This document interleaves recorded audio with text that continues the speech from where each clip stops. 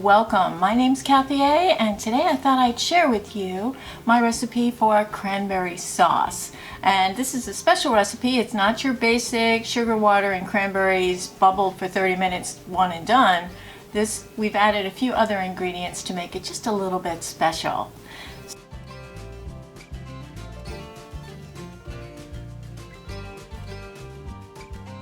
So cranberries themselves have been used for centuries, first by the indigenous folks who lived here before we invaded. They used to use them in healing salves. They used to use them like with arrow wounds and things to help them heal. They used to use them in tinctures and tonics. Medicine men use them a lot. They're very, very healthy for you. Cranberries have a lot of vitamin C and other things. A lot of people like to use them to prevent UTIs. Because they do help kill the E. coli bacteria that can accumulate in our digestive system. So, and I'm not a doctor, I gotta let you know that, but I do watch them on YouTube. Anyway, it is an amazing fruit, and I guess they used the pilgrims and the seafaring people used it to prevent scurvy when they were at sea, because the cranberries were very hardy. So because of the vitamin C and all the other antioxidants in it, they still keep finding good healthy compounds in the cranberry. So unfortunately it's not palatable on its own. If you just take a berry and you stick it in your mouth, it's quite sour. Yeah. Ooh. So they are working with hybrids right now to try to make a new kind of cranberry that tastes sweeter, so you don't have to add sugar to make it palatable. And the cranberry got its name, it's kind of cute here, and I've got a picture for you. The cranberry got its name from the settlers who, in the springtime, when the cranberries are in their blooming phase, you know, the blossom phase of the plant, the blossom of this looks exactly like the head of a crane. And I'm going to show you a picture of the crane with the blossoms so you can see what I mean. And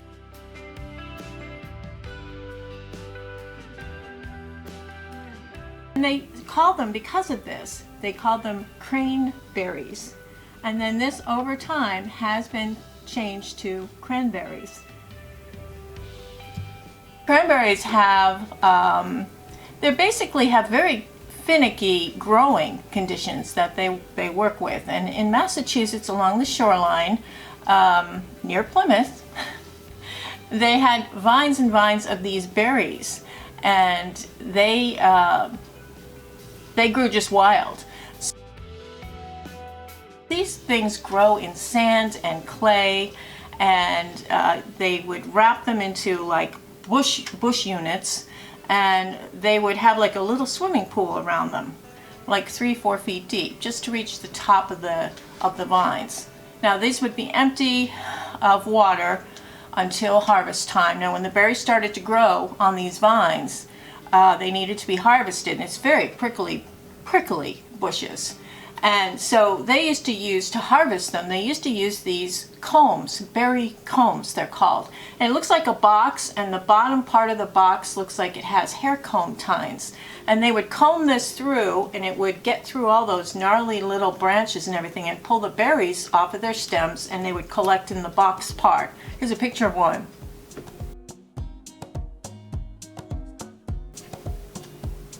Now they came up with an ingenious way to harvest in another way, and grand scale. I mean, at one time there were over 100,000 acres of cranberry farmers' land. So I mean, it's quite a big industry there in Massachusetts. They do need that sandy soil though, with little to no nutrients in it. I think they add some fertilizer each year, nitrogen and something else, but that's science stuff. I don't know all that, but I do know that what they decided to do is they have a swimming pool around the bushes, and at harvest time they fill the swimming pool with water, so it goes just above the cranberries' tallest vines. And then they had these machines where they would beat or shake the bushes to release the stems, release the berries from the stems. And then the berries would float to the top because they're like little buoys. And it's really quite a magnificent sight. And the Edaville Railroad, which is down in that area of Massachusetts, when they have the harvest season in September, they show the berries all floating at the top of this water, and then they take these giant nets and kind of reel them all in. And that's how they pretty much harvest cranberries.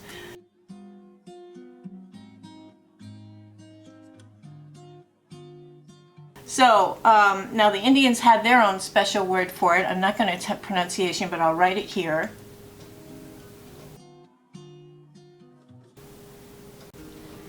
And they, of course, used cranberries to preserve venison, because in that area of the country, those particular tribes hunted deer. That was a main meat source. They also did have wild turkey, and they did fishing. So they found that berry acid is a great preservative for meat. So they'd make kind of like a venison jerky kind of thing using fats and berry juice, like cranberry juice. So cranberry juice probably was at that very first feast in Thanksgiving when the Pilgrims, they extended a pretty warm welcome to the Pilgrims. The indigenous tribes, I think it was the Wampanoags, really helped these poor people out that landed too late to plant crops that would come up in time. They brought their own food, and it is documented that the Indian tribes of the area brought 7 deer to the first Thanksgiving meal. So the whole thing with the turkeys, I don't know, but the turkey used to be Massachusetts state fowl, state bird, because it was so prominent. And anytime you're driving in New England, you can see turkeys at the side of the road, you know, you see them all. Anyway, I love turkeys, I do. I'm not sure turkeys were served at that first meal. However, cranberry sauce probably was, because they needed that to help preserve that deer meat so it would last for a long time. So I'm going to teach you how to cook cranberry sauce. It is so freaking easy, really easy. You don't even really need a recipe. It's that easy. So the first thing you need is I have 2 cups of water, and I'm going to have 2 cups of sugar. I'm going to pour this in here.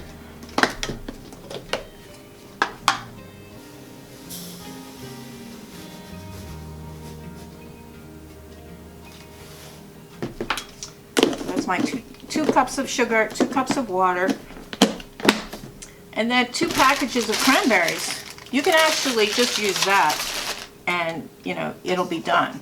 So what I do is I have a large saucepan, so I put the sugar in, and I put the water in, and we're going to simmer this on the stove until the sugar is dissolved. So I'm going to go do that now, and we're going to prepare our cranberries for cooking into this syrupy sauce that we're going to create. So we're going to just simmer this on a medium heat until it starts bubbling, and then we're going to add our cranberries and other fruits and spices. Be right back. So before we begin preparing our food, I always believe in clean hands and hair pulled back. So I'm going to just tie my hair back here so it doesn't get in the food. Nothing worse than biting into something somebody has made for you and there's a piece of hair in it. And I've run into this several times. Now in the old days, 1600s, they created a uniform for chefs, because chefs were very special people, especially in France. And it was a French chef who created the uniform for the chef. Now they had levels of authority in the kitchen, and the person who knew the most about all the foods and food preparation and food storage was the master chef. And he or she had the tallest hat with the most ruffles in it. The ruffles represented knowing how to do a lot of recipes. Now, nowadays, chefs will wear skull caps, baseball caps, shorter chef hats, but the original is kind of cool, and I like that. I think it's pretty neat. Let me just put this over.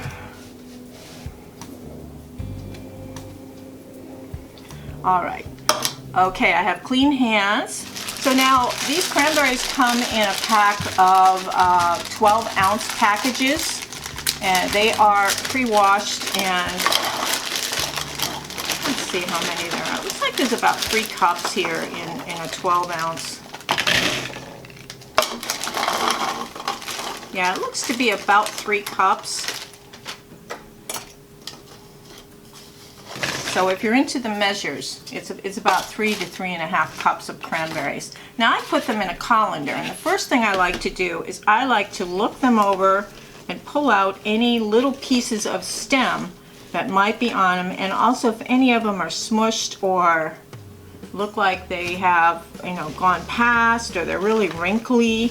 I just go through them all and make sure they're okay. Got some bruised ones here. If it's really mushy, you want to take them out.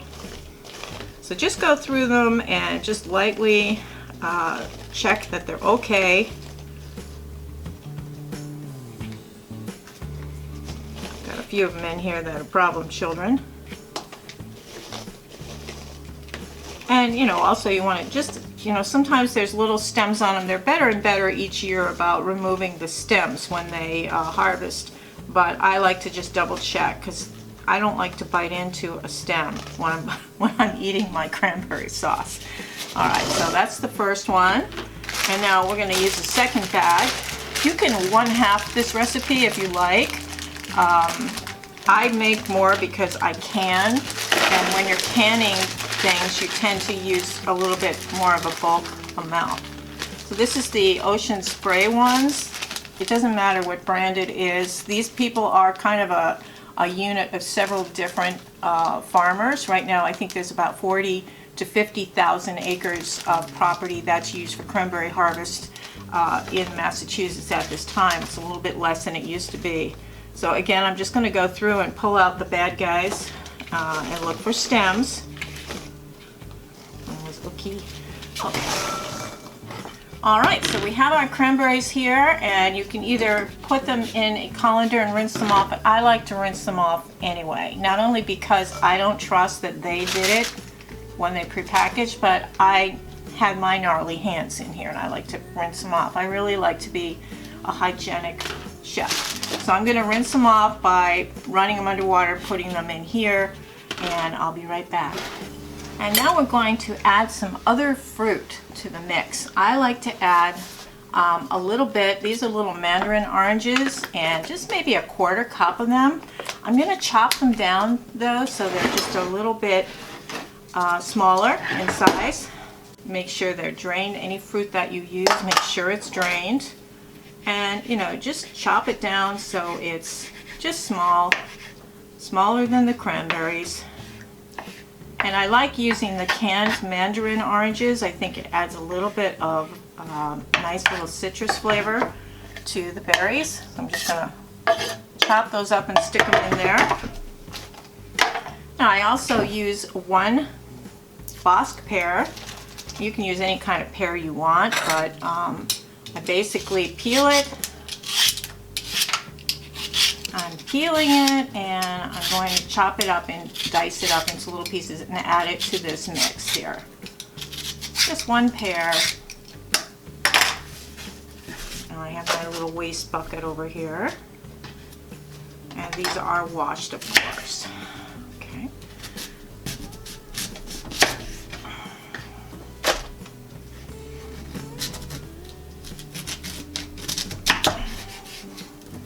Bosc pears have a really nice flavor to them, and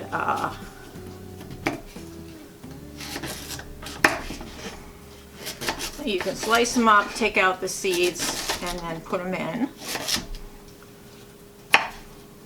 Again, you want to make them as small as possible, smaller than the berries themselves, and then just add it in to the mix. Now, this part of it is a little labor intensive, but that's really the worst it gets. Want to make sure there's no peel, and just chop it into little pieces smaller than the berries are.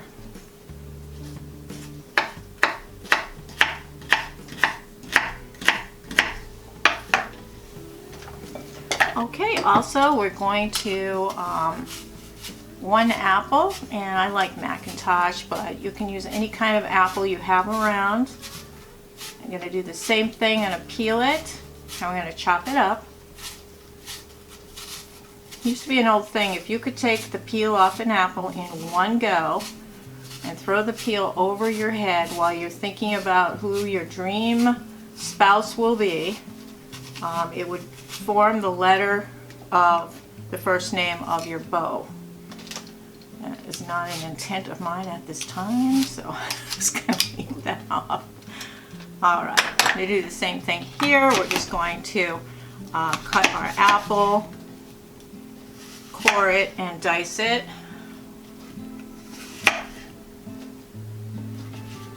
And I just think doing this in real time gives you more of an idea of, the prep time is higher than if you just use the cranberries and sugar, which most people just make it with, it's usually 1 package of cranberries, 1 cup of sugar, and 1 cup of water, and you just simmer it for 30 minutes and it's done.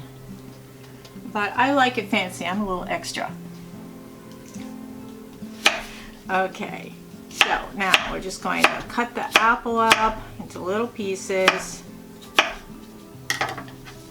Add that to the mixture.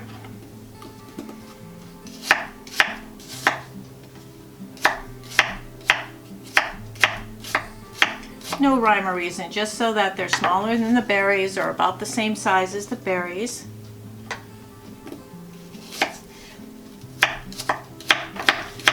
Okay, and I have a curveball here. 1/4 cup of this stuff. This is fruit that they use like in fruit cakes. This is Old English fruit peel mix. Now you can use a dried cherries or dried fruit. I just use a 1/4 cup. Let me just grab a measure here. I'm going to use a 1/4 cup of this. And this has different assorted fruits in it and some peel. You can use a 1/4 to a 1/2 cup. It depends on your own personal taste. Keep it refrigerated after you use it. I'm going to use just a pinch of salt, and I'm just going to use 1/8 of a teaspoon of nutmeg. And I have these wonderful magnetic little things here. Okay. This is 1/8 of nutmeg.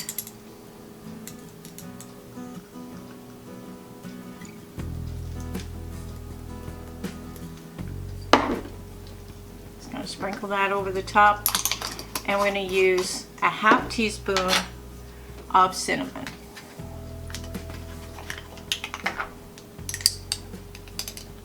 I'm just going to sprinkle that. It's a hefty 1/2 teaspoon of cinnamon. Now I'm going to mix all this together in a big bowl. I meant for that to be the big bowl, but okay. So we're going to mix all of this together so that it's well dispersed, the spices, the different fruits, and the cranberries.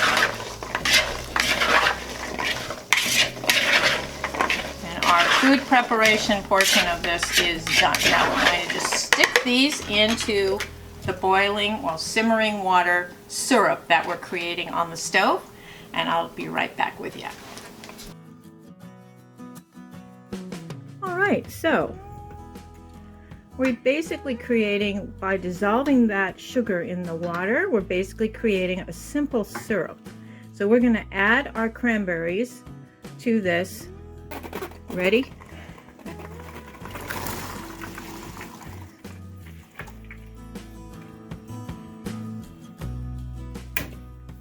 So the cranberries and the spices are all mixing in with the water and sugar combination. Make sure it's all saturated in there.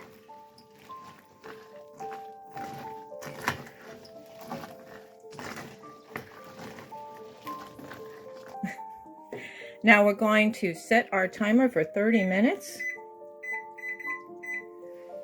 And we're just going to have that simmer and we're going to see a completely different product.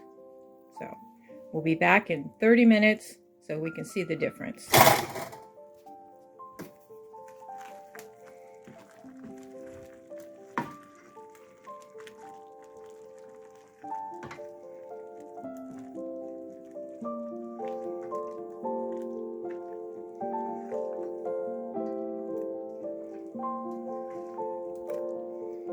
You can see there's already kind of a change in the consistency of the cranberries. They're starting to look a little bit more like cranberry sauce. All right, I think we're pretty much there. There's a couple little stubborn ones there. I'm just going to crush them down with my spoon, pop them that way. If they won't pop on their own, I'm going to pop them. But this looks a lot more like cranberry sauce than it did before. So let me just pop some of these leftover cranberries here, these stubborn fellas. The young ones that are white usually take a little longer to pop, and there were a lot of white ones in this particular couple of bags that I got. So, but this is what it should look like when it's ready. So we're going to take it off the stove and we're going to let it rest for just a little while. Okay then. I don't know if you can see this, but it looks pretty good. We've got our cranberry sauce. Now we're going to use these, a lot of people call them jelly jars. These are little 8-ounce jars, and they have a little spot on them here where you can put a label, which thusly you can do it later, but for now we're just going to be filling the jars, and we're going to top them with one of these toppers that has a rubber seal going around the edge, and then we're going to secure that on with one of these lids. Now to help the process, I have some very hot water here, and I'm going to pour it over these toppers with the rubber, and that will loosen up the rubber adhesive band around the edge, and that will help it adhere to the jar. So we're going to fill our jars, and then this is a handy tool. It's a little jar filler. I don't know what its name is, a funnel, a tunnel. So we're going to, now you can use a spoon and just pour it in. Now you want to leave at least a 1/4 distance from the top. Okay, 1/4 distance, at least 1/2 inch to 1/4 inch. And what I like to do is I like to go like that, and that kind of takes the air bubbles out. We also have an actual instrument that you put in, and that will take out any bubbles, any air bubbles. I think it's called an air bubble remover. I don't know. But you can use that if you'd like. I always wipe down the rims. Don't want to have anything up on the rim at all, so that you get a good seal with your jelly jar. And we're just going to repeat this process with each of the jelly jars. I'm going to put this in here. And we're just going to pour this in.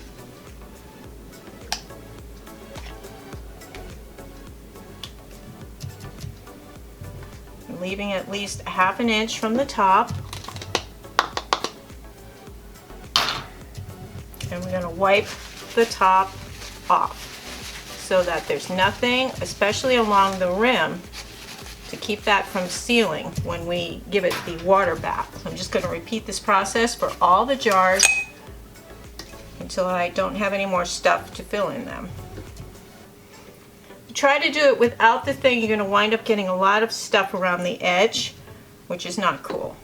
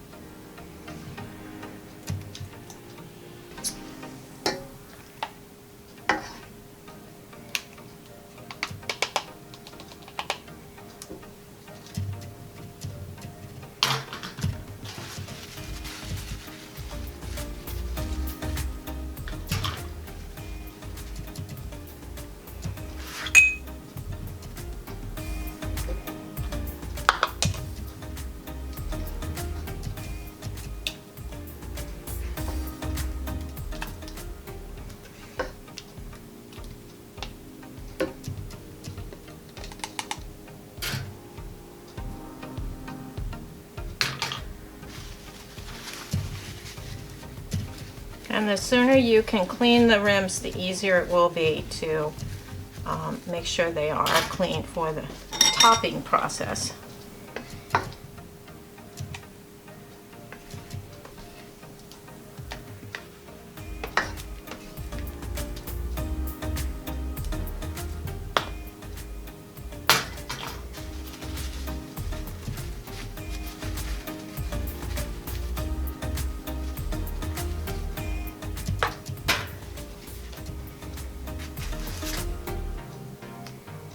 And now this amount makes about 6 of these 8-ounce size jars. I got 7 here because I added extra fruit and stuff, but it's generally about 6 if you're just doing the cranberry sauce itself.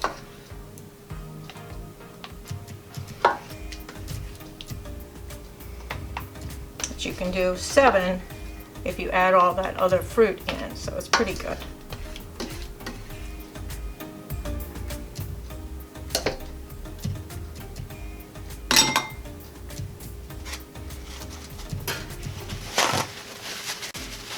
Always want to make sure everything is clean on the top.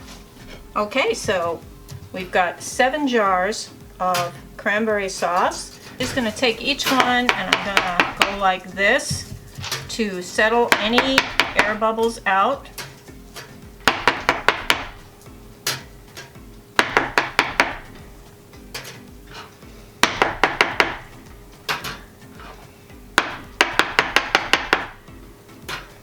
Okay.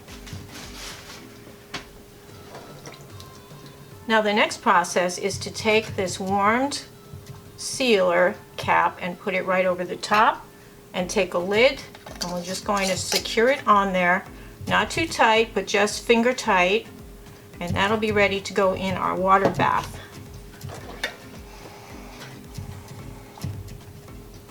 Now the rubber goes right around the edge here, and it should seal quite easily.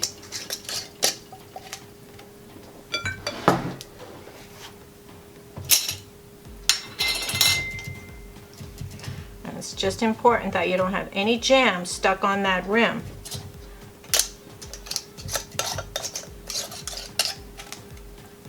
And the lid keeps it in place while it's in its water bath phase so that it doesn't release and go into the water and all the contents spill into the water.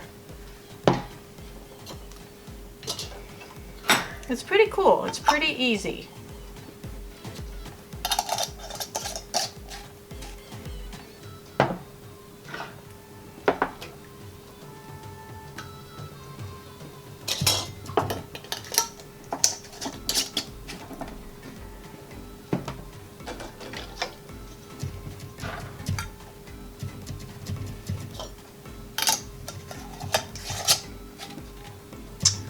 Okay, now each of these are going to go into our large pot of water. Now this is what they call water bath processing. It has a little stand inside that goes at the bottom, and then each of these will go in. But first we have to fill this with water and get the water boiling, and then we're going to stack all of these in, put a cover on it, and we're going to cook that for 15 minutes. And what that does is it vacuum steams each of these jars so that the contents in them is vacuum sealed in, and they can be used right up to 1 year to 2 years from now, and there won't be any bacteria getting in. So it's a pretty cool process. I'm gonna get my water bath ready and we'll get these in.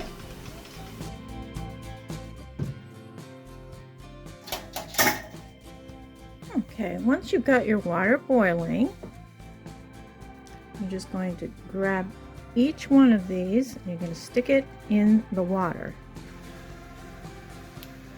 Jams upright, don't let them fall over. Got a rolling boil here.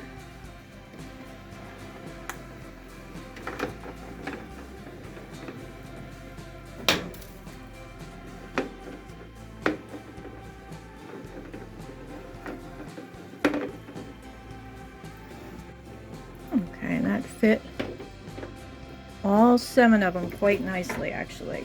We're going to cover this. And we're going to give it a bath for 15 minutes. All right, 15 minutes. Here I am. Oops. Let me put my hat on. Alrighty, here we go. Oh, all right. Okay, so we have just taken these out of the canner pot, and we are going to remove the lids and wipe them down and let them set for at least a couple of hours. They got to cool to room temperature, and in that process there's a center little dot that's going to pop up, and that means that they are vacuum sealed and ready to give as gifts, basically, and they will last 1 to 2 years before you have to worry about them spoiling. So what I'm going to do is I'm going to remove the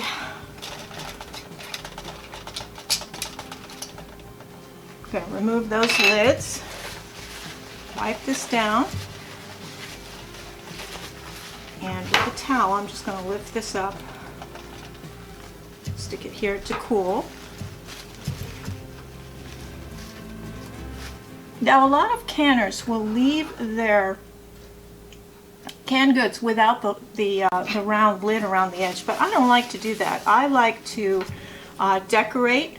Later on I'm going to decorate with fabric over the top and then close this over. I'm going to wrap it in some twine, or you can put like little berries on the top, or you can put a couple of autumn leaves.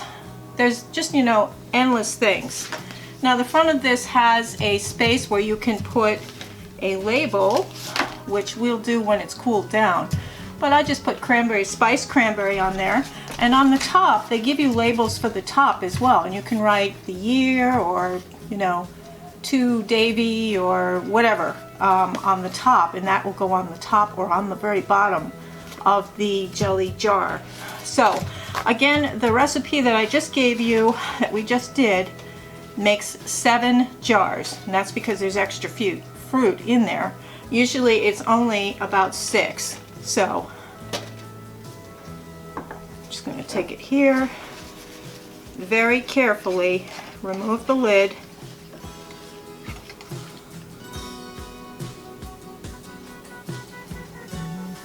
and I wipe the lid down, and I wipe the bottle down, and we'll place this up on the rack to cool.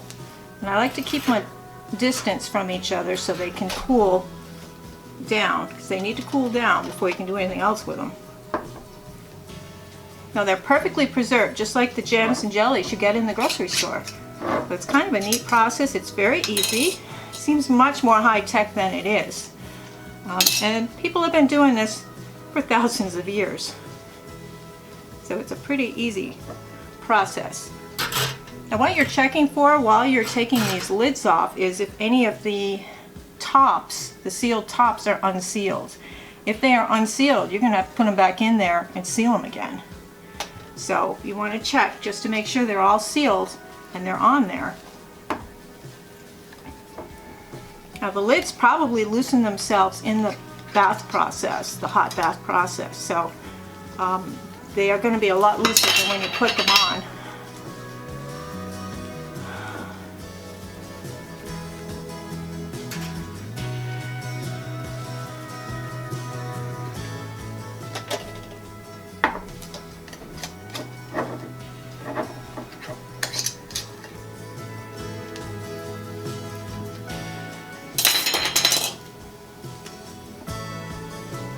And you're going to start hearing popping noises, and the popping noises indicate that these are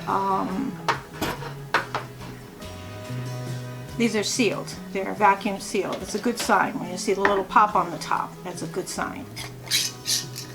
Now these lids don't really form any kind of function except for decorative at the end. A lot of people save them and they'll give you their jam like this, and you're like, what am I going to do with this? You know? But you can put plastic wrap or something over the top if you use it, if somebody gives you jam like that.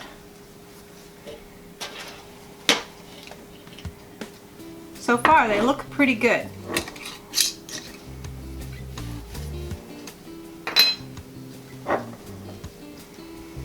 They all seem to be sealed on there pretty well.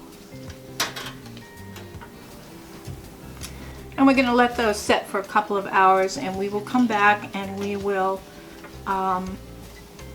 decorate the jars. And here is what the jars look like.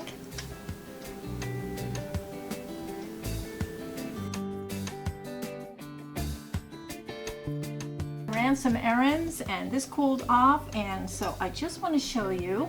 I took some of these labels that come with the jars, if you get a pack of 12 jars, and I just wrote spiced cranberry on it, and then I just put it right there on that spot that's built in right into the thing. Now these are tight. I made sure to see that they were all popped, and now I have, for my display, I have a couple different ways you can decorate them. A lot of simplest, just take a piece of fabric, and I just bought like a half yard of fabric at Joann's, and has what looks like cranberries on it. Could be cherries, I don't know. And I just put the lid and I screwed it on the top there. And then I'm gonna trim it around the edge with scissors just to make it kind of short and even all the way around. It looks very homemade when you do it rough, so don't worry about being exact.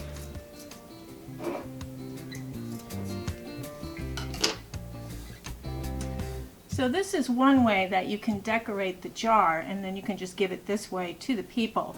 They would open the lid, pop open the other part with a can opener, and they can then just use the lid with that as the top and then screw it all back together after they use it, if they don't use the whole thing at once.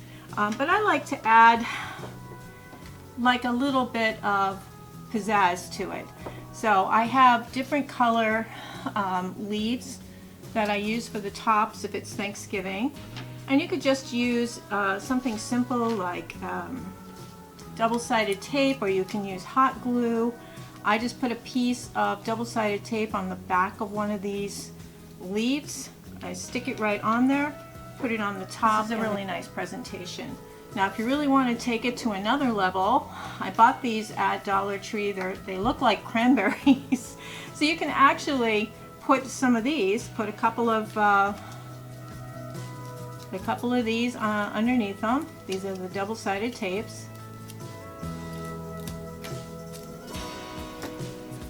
I'll put one here right underneath this, and maybe another one here underneath these bottom berries.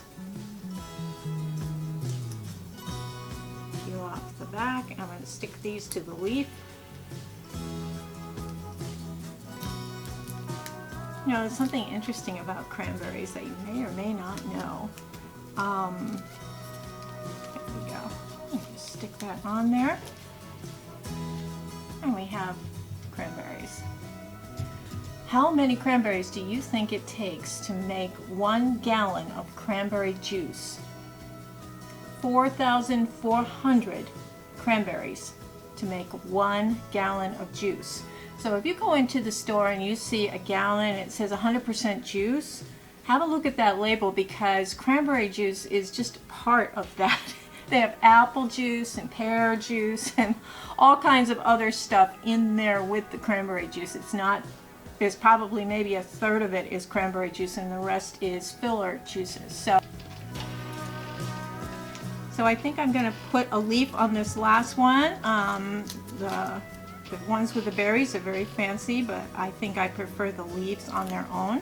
You could use whatever you want. Some people, like I said, they're kind of purists. They don't want to, you know, use anything really. Some people just get the jar, you know, without the ring on it. But you can buy these rings separately. You can buy the jar top separately, and these labels come with it. There's also these labels that come with the package too. And, you know, half a yard of fabric will do, you know, 12 of them pretty easily. I think it's a really nice gift if you're going somewhere for Thanksgiving. And these do hold up 1 to 2 years in your pantry. Keep them in the dark.